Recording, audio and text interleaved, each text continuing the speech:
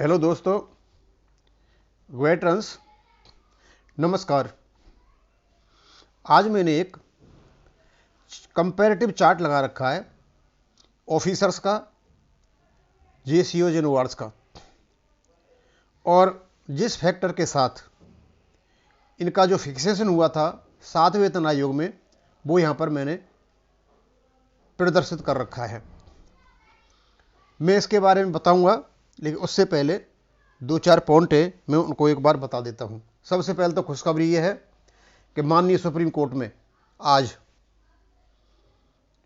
सुनवाई हुई एक मुश्त एरियर की, और खबर यह आई कि सीजीआई साहब ने काफ़ी रोष व्यक्त किया, काफ़ी तल्ख टिप्पणी की, और यहाँ तक कह दिया उन्होंने कि यदि आप एरियर नहीं देते हो तो हम आप पे कंटेम्प्ट ऑफ कोर्ट लगा देंगे, और जो सेक्रेटरी थे पेंशन डिपार्टमेंट के, उनसे उनको हलफनामा देने को कहा है। डिसीजन अभी हुआ नहीं है। आशा यही है कि एक मुश्त एरियर होने की संभावना बढ़ जाती है। दूसरा, मैं आपको स्पष्ट बता दूं, हमारा एक स्पष्ट मत है कि ओआरओपी के संबंध में केबल और केबल ओआरओपी 2 की जो विसंगतियां हैं हमारे लिए वो प्रमुख हैं।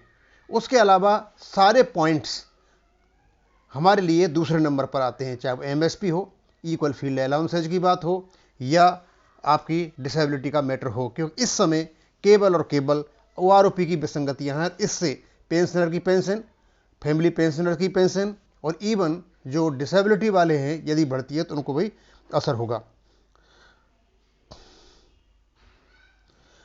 आज मैंने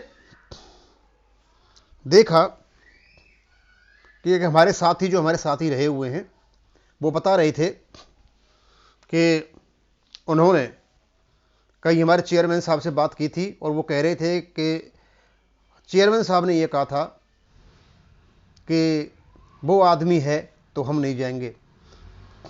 हो सकता है उनसे बात हुई, मुझे ये पता नहीं, लेकिन फिर भी हमारे लोग पंजाब से आने को तैयार थे, और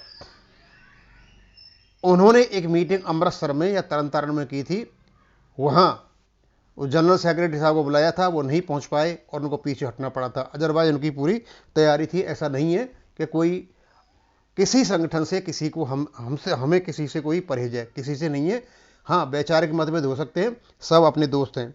हमें तो सब कुछ जो पता चलता है जंतर मंतर पर, केवल जो वीडियो हमारे पास आते हैं उनसे चलता है, और जो कुछ ये हो रहा है, जो जंतर मंतर पर ये पेंशनर्स बैठे हुए हैं, भी हमारे लिए ही बैठे हुए हैं, वो अपने ही भाई हैं। और मुझे एक बात बहुत अच्छी लगी कि उन्होंने कहा, ये भी कहा कि हाँ, कुछ मीडिया और कुछ लोग ऐसी बातें कर जाते हैं जिससे एजुटेशन बदनाम होता है। मैंने सलाह दी थी कि थोड़ा सा उन पर कंट्रोल करें। हाँ, नहीं होता है कंट्रोल, मैं भी जानता हूँ कंट्रोल नहीं कर सकते हो, प्रॉब्लम होती है, पर धीरे धीरे हो रहा है ठीक ठाक। अब मैं दूसरी बातों पर आता हूँ।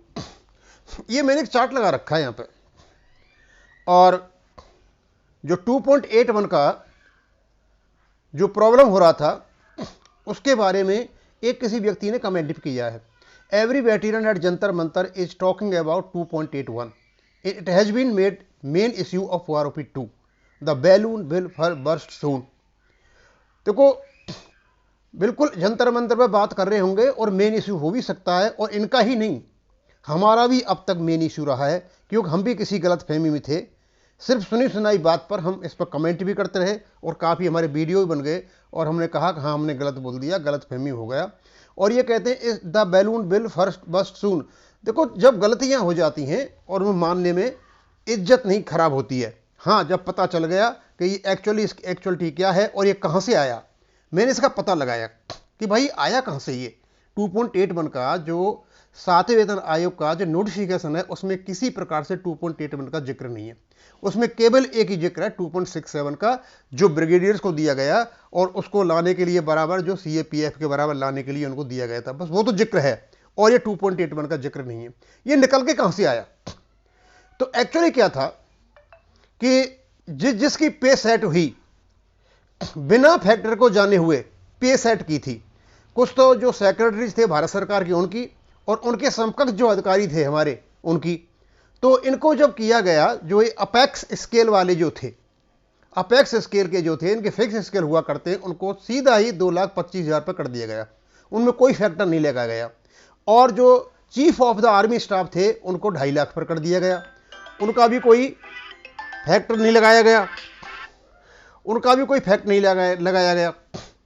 अब जब इसको देखा गया, क्योंकि जो BCOS हैं, vice chief of army staff और आर्मी कमांडर थे, इनका 80,000 बेसिक पे था फिक्स्ड 6वें वेतन आयोग में, और जब इसको देखा गया तो कितना बढ़ गया, ये 2.81 बना था, ये यहां से आया था।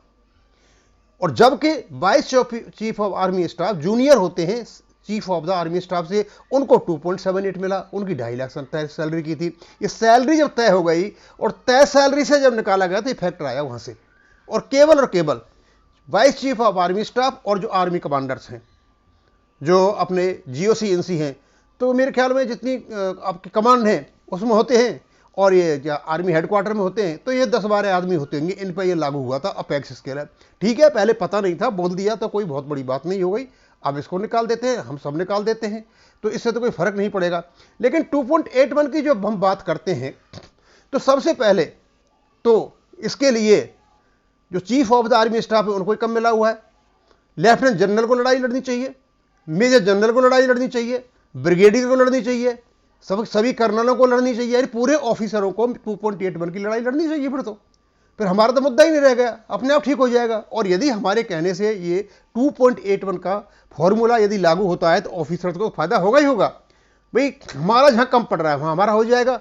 लेकिन साथ साथ में हमारे जो हवलदार भाई हैं वो 3.02 से भी ले रखें, और हमारे जो क्या नाम है नायक भाई हैं वो 2.82 से भी ले रखें, क्योंकि जो 2.57 का एक भूत जो था ऐसा बैठ गया था दिमाग में, हमें यही पता नहीं चला कि हमारे पे फिक्सेशन किस प्रकार से हुए हैं।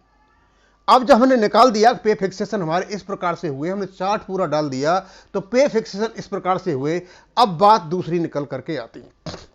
2.57 से ऊपर जितना भी बनता है उसको OROP 1 से मल्टीप्लाई जब करोगे तो आपके एरियर निकलने चाहिए, क्योंकि जो मैथमेटिकल कैलकुलस होते हैं वो सदा सत्य होते हैं, उसी के आधार पर कंप्यूटर बने हुए हैं, उसी के आधार पर हम करते हैं। जब भी उन चीजों को निकालोगे एक्यूरेटली निकलनी चाहिए।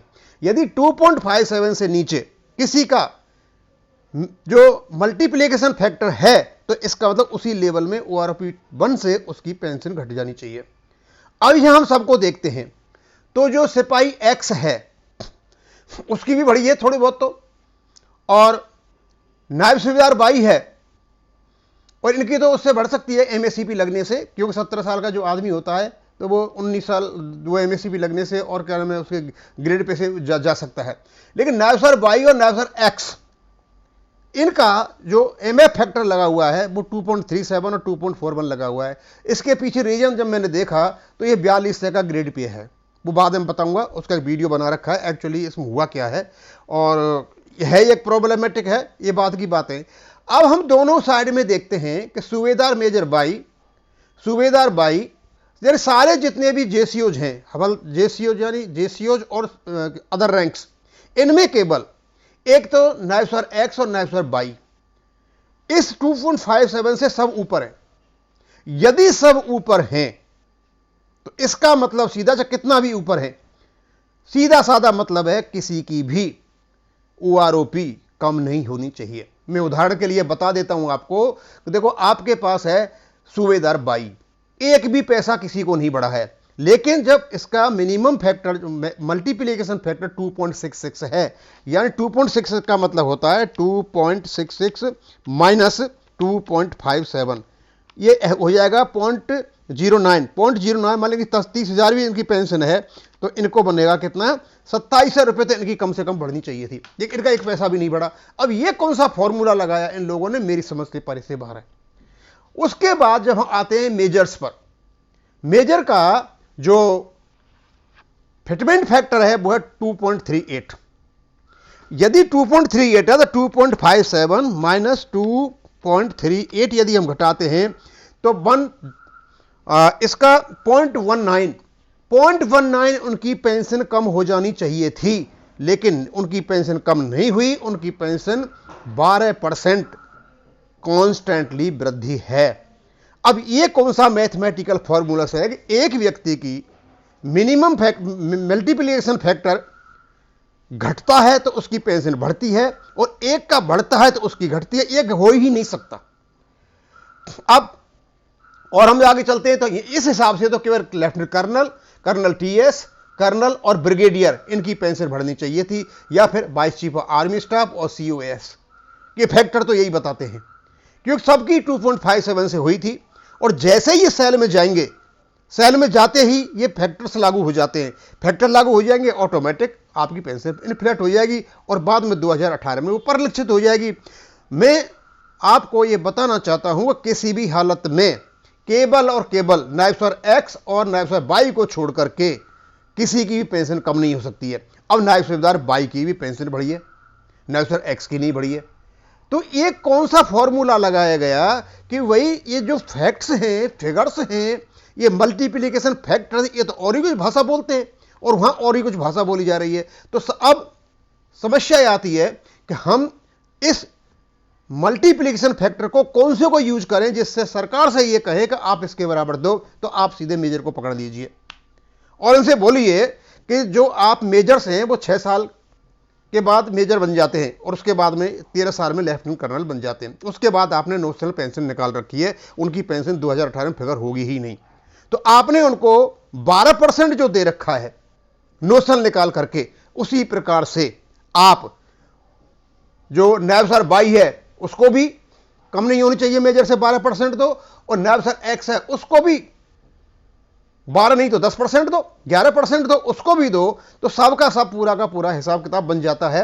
अब मैं आपको एक ही सलाह दूंगा, क्योंकि गवर्नमेंट तो सो करके पड़ी हुई है। किसी व्यक्ति ने लिखा भी था, पीसीडी से जवाब आया था, उन्होंने यहां तक कह दिया हाँ सब कुछ हमने किया है, लेकिन हम आपको उसकी डिटेल्स नहीं दे सकते हैं। तो मैं तो आपको यही सलाह दूंगा, हो सकता है मैं गलत हूं, क्योंकि बहुत सारे लोग जंतर मंतर पर बैठे हुए हैं और अच्छा आपका प्रदर्शन हो रहा है, अपने घरों को छोड़ करके बैठे हुए हैं, हमारे लिए बैठे हुए हैं। आप तो सीधा साधा एक ज्ञापन दीजिए कि ओआरओपी की इन्वेस्टिगेशन के लिए, असेसमेंट के लिए एक रिटायर्ड जज की अध्यक्षता में एक कमेटी बनाई जाए और उसकी इतने समय में रिपोर्ट दी जाए, और यह बताया जाए कि जो मल्टीप्लिकेशन फैक्टर हैं, जो इनसे हमारा जो पे फिक्सेशन हुआ है वो और कुछ भाषा बोल रहे हैं, लेकिन ओआरओपी की जो फिगर आई है वो और कुछ भाषा बोल रही है। आपस में तालमेल नहीं बैठ रहा है, और भारत सरकार कोई इसका संज्ञान ले नहीं रही है, कि चुप पड़ी हुई है। तो तभी इसकी सच्चाई निकल के आएगी। अदरवाइज आपको निश्चित समझ लीजिए कि ये लोग अंदर ही अंदर दबाने पर लगे हुए हैं। और फिर मैं आपको ये बताना चाहता हूं कि बड़े स्पष्ट रूप से कि हम अब थोड़ा शुरू करेंगे, भारत सरकार से भी कहेंगे कि आप लोगों को वहां बैठाने का कोई औचित्य नहीं है। ये हल्का सा मैटर है, हल्के से मैटर को ओआरओपी की संधि को ठीक करें, और जो दूसरे मैटर हैं उनमें टाइम लग सकता है, लेकिन ओआरओपी की जो विसंगतियां हैं उनको ठीक करें, और हमारे जो जवान जंतर मंतर पर बैठे हुए उनको वहां से हटाएं। तभी हट सकते हैं जब उनकी मांगों का पूरा होगा, क्योंकि इज्जत सबकी होती है। एक और है सर, मेरे धर्म रत्नम जी कहते हैं officer supporter we don't want you at Jantar Mantar. Dharam Ratnam जी, एक तो ये बता दूं कि जंतर मंतर किसी बाप की जागीर नहीं है, और दूसरा मैं ये बता दूं ऑफिसर को कौन सपोर्ट कर रहा है भाई? मैं कर रहा हूं कि ये 2.81 मांग कर रहे हो आप? किसके लिए मांग रहे हो 2.81? भाई ऑफिसर जिस दिन का 2.81 से बने उनके लिए मांग रहे हो, आप कर रहे हो सपोर्ट, मैं कर रहा हूं। और इसको आपके लिए नहीं है, ये सिविलियंस पर भी लागू होता है, लेकिन उनको पता है ये मिलेगा नहीं, क्योंकि ये पॉलिसी का मैटर है, ये अपेक्स स्केल के लिए है, वहां भी उनके सेक्रेटरीज के लिए है। अदरवाइज हमसे ज्यादा एजिटेशन तो 2.8 में वो कर लेते। तो मैं तो आपको यही बताना चाहूंगा, ये जो मैंने थोड़ा सा रखा है कि एक तो नोटिफिकेशन प्रॉपर तरीका से नहीं लागू हुआ है, और नहीं इन्होंने जो फैक्टर है जो और ही भाषा बोलते हैं और ओआरओपी और ही कुछ भाषा बोलती है, इन दोनों में मेल होना चाहिए, बिल्कुल ही मेल नहीं है। बस मैं इसको यहीं खत्म करूंगा। थैंक यू, धन्यवाद।